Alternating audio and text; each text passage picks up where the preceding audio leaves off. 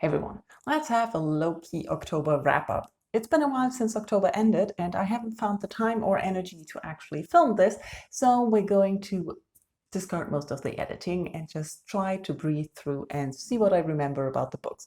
But first, videos I uploaded in October. Aside from a few reviews, I actually uploaded a goals check-in for the third quarter and my outlook for the fourth quarter, and I really enjoyed the conversation we had there. Thank you very much.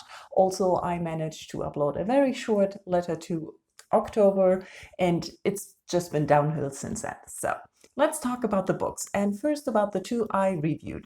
One was another Discworld read. It's Thud. This book, now that I'm holding it up, I'm trying to remember what it's about. Horrible. This is not a good starter book. It's in the middle of the Vime series, the Watch series. The book talks about a conflict between the dwarves and the trolls and all the things that history got wrong and the effects it has on the two species and the descendants and how it affects life in Ankh-Morpork and a lot of things around it. Go watch my review. That will tell you a lot more about the book than I can actually remember right now. I totally enjoyed it. I remember that one, but I don't remember details, sorry. The other review I put up was a random cover by, because I couldn't sleep at night, and it's If Found, Return to Hell. This was a cozy urban fantasy style book, which had me confused a little bit about the writing, but the more that I think about it now, I think I enjoy it even more in retrospect. The story, nothing much happened. We have an employee at a big company that gets a call and goes to the customer to fix the problem, which is basically they got themselves possessed by someone from hell. And now there's things happening. I don't want to spoil the story too much, but the book in itself is very cozy, mundane experiences, things happening. The characters are really enjoyable. The writing was strange but fun. I go more into detail what I find strange about the writing in the review that I uploaded. And honestly, I can recommend the book. It's cozy fantasy, so nothing much happens. The stakes are low and the characters are fun to read about. Yeah. Then I went on a binge for Osamu Dazai's books. It started with No Longer Human. This book I've seen around in the bookstore very, very often. I'm intrigued by the cover, I'm intrigued by the title, so in October I finally picked it up and I highly enjoyed the writing. It is told from someone who has found letters and diary entries by the main person of this book. So there's a prologue and an epilogue by the writer or the person who found the books that the main story is about. The story itself, the main part of the story, centers around a young man who has always felt that he doesn't really know how to behave. Today I would say he's masking and trying to fit in and really doesn't know how to properly behave. In the time that was written, I think it was the 1940s, 50s, something there. In Japan, it probably wasn't known what masking is and how someone could not relate to the normal human experiences and reactions. So we see this person always trying to find ways to fit in and how to deal with things in life. Then there are a lot of other things happening in his life that are not really so good, but I overall enjoyed how the story was narrated. I enjoyed the writing style. I even enjoyed following this character. It's sometimes sad, it's sometimes funny. It's interesting and showing the life in Japan at that time. So I really, really enjoyed this. And so I went and read more.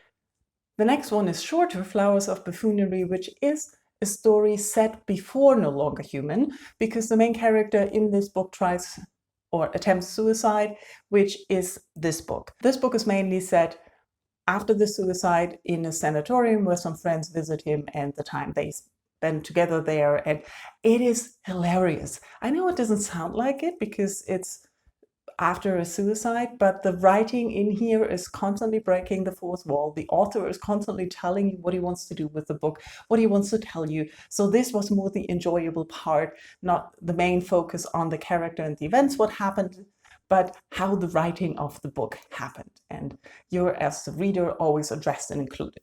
Highly enjoyed this. From there, I went to The Setting Sun, which is a little bit longer again and completely different to the other story and not related at all. This is following an aristocratic family, or rather the children of that family after the Second World War, and how the change in society basically left them poor and really not doing well. This story is mostly told by the daughter, and the struggles with the mother and the changes in environment, the movement from their normal place to a new place outside of town, and also the son coming back and being addicted to drugs and alcohol again, and the problem there. This book, I think, represents a little bit more what the author is popular for, really painting a proper picture of the current times of the population in Japan and the changes and shifts in society. So it's not big grand adventures, it's more following people in their everyday life and seeing what happens to them.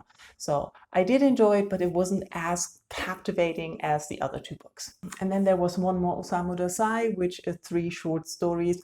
I really don't like this cover. I thought it was a paperback as well, and well, what happens? These 3 stories as well follow mundane people in their mundane lives and focus on some small event in their lives.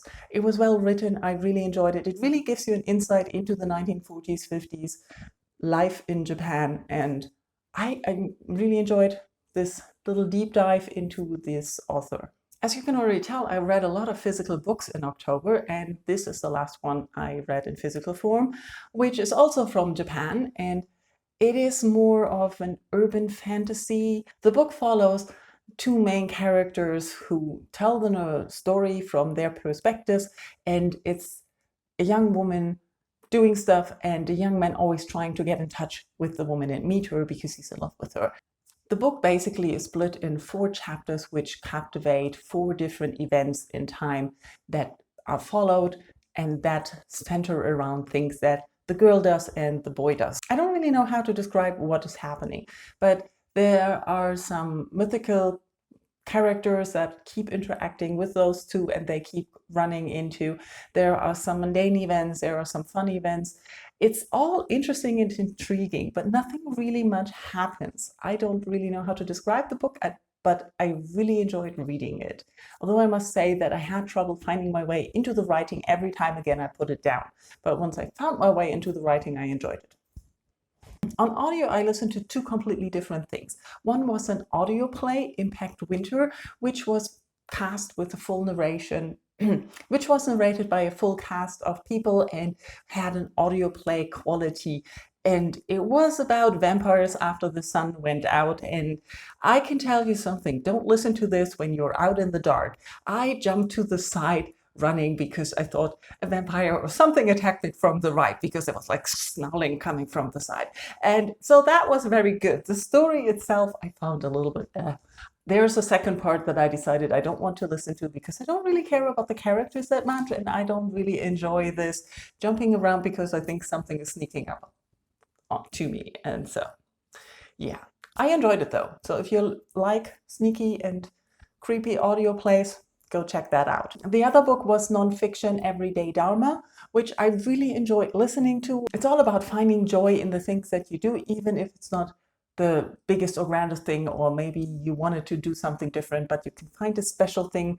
As you can tell, I need to listen to this again a little bit more closer to learn the 8 lessons or how many ever there were for the practical tips that were. But the overall idea and the audiobook were really well done, and I really enjoyed the idea of looking at what you have and how to make the most out of that situation and really align what you want in life from your perspectives and options. So need to listen to that again at some point. I also DNF'd the book in October, or rather more in November, because I decided I don't understand a word. I tried reading by Central Station. I sat down at Wept. I always liked the title. I liked the cover. I was intrigued by it. It was about 160 pages, and I thought, perfect insomniac reading.